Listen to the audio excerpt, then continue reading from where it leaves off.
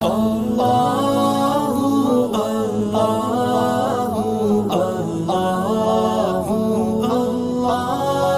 اللہ الرحمن الرحیم۔ اخلاص کی بدولت موت کے منہ سے نکلنے والوں کا واقعہ۔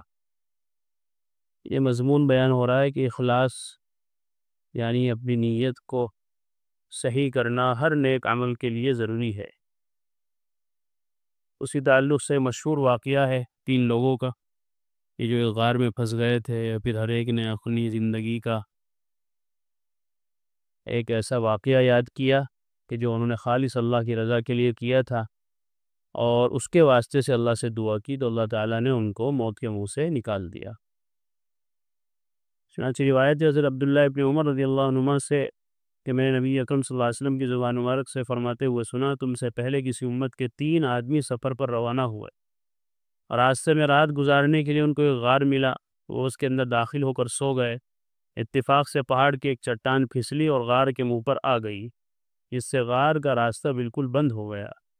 صبح بیدار ہو کر جب انہوں نے آپس میں کہا کہ اس چٹان کی مصیبت سے نجات حاصل کرنے کے لیے اپنی زندگی کے سب سے زیادہ اچھے اور نیک عمل کا واسطہ دے کر اللہ تعالیٰ سے دعا کرو، تو ان میں سے ایک مسافر نے کہا، اللہ تو جانتا ہے کہ میرے بہت بوڑھے عمر رسیدہ ماں باپ تھے، اور میں ان سے پہلے اپنی کسی بیوی، بچے، لونڈی یا غلام کو شام کا دودھ پینے کے لیے نہیں دیا کرتا تھا، پہلے والدین کو پلاتا پھر دوسروں کو، یہ روز کا معمول تھا۔ اتفاق سے ایک دن میں چارے کی تلاش میں بہت دور نکل گیا اور گھر اتنی دیر سے واپس آیا کہ میرے ماں باپ انتظار کرتے کرتے بھوکے سو گئے۔ میں ان کے لیے بکریوں کا دودھ نکال کر لایا، دیکھا کہ دونوں گہری نیند میں ہیں۔ میں نے ان کے آرام کا خیال کرتے ہوئے ان کو جگانا پسند کیا، اور نہ ہی ان سے پہلے بیوی بچوں وغیرہ کو دودھ پلانا گوارا کیا، اور رات بھر ان کے سرہانے دودھ کا پیالہ ہاتھ میں لیے کھڑا رہا اور ان کے جاگنے کا انتظار کرتا رہا، یہاں تک کہ صبح ہو گئی۔ وہ بچے رات بھر بھوک سے میرے قدموں میں پڑے رہے۔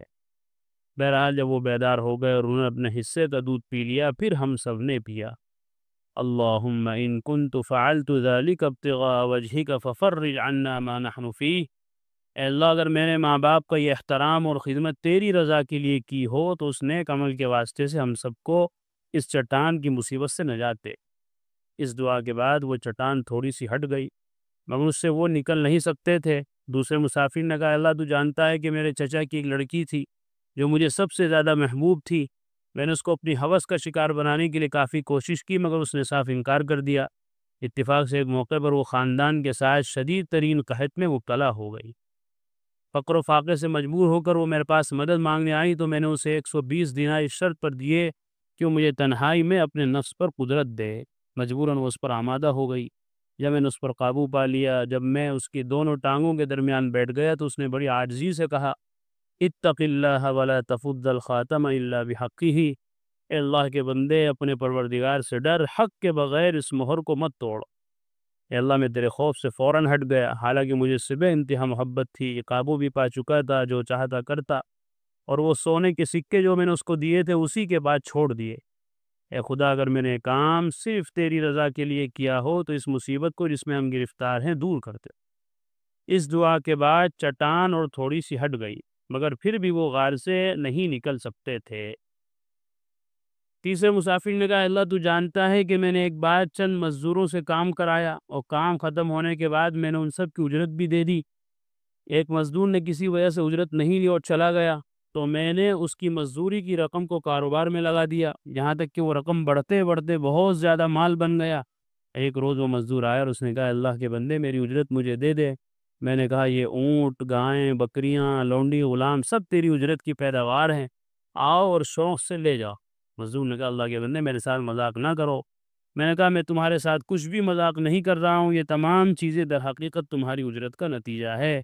اس نے وہ سب مویشی، لونڈی، غلام مجھ سے لے لیے اور سب کو ہانکتا ہوا لے گیا اور کچھ نہیں چھوڑا۔ اللہم ان کنت فعلت ذلک ابتغاء وجہک ففرج عنا ما نحن فیہ، اے اللہ اگر یہ نیک کام میں نے صرف تیرے لیے کیا ہے تو اس کے طفیل میں اس مصیبت کو دور کر دے جس میں ہم تمام گرفتار ہیں۔ چنانچہ چٹان غار کے منہ سے بالکل ہٹ گئی اور تینوں باہر نکل آئے۔ یہ دیکھیے اخلاص کی برکت، تینوں نے اپنا ایک ایک ایسا واقعہ اور ایسا زندگی کا ایک ایک موڑ اللہ کے سامنے واسطہ بنا کر دعا کی کہ اللہ نے ان کی علاج رکھتے ہوئے ان کو اس مصیبت سے نجات عطا فرما دی۔ یہ بخاری شریف کا واقعہ، یہ واقعہ بیان فرما کہ نبی اکرم صلی اللہ علیہ وسلم نے اپنی امت کو ایسے نیک اعمال و بلند کردار کی ترغیب دی ہے جو اخلاص اور تقوی پر مبنی ہو، یعنی رات کی تاریکی اور تنہائی میں بھی عمل اور کردار کا وہی نہج رہے جو دن کے اجالے اور لوگوں کی عام نگاہوں میں ہوا کرتا ہے۔ جلوت کے اندر تو نیک اعمال کرنا بہت آسان ہے، لیکن خلوت کے اندر آدمی نیک عمل کرے اور گناہوں سے بچے، یہ حقیقی کمال۔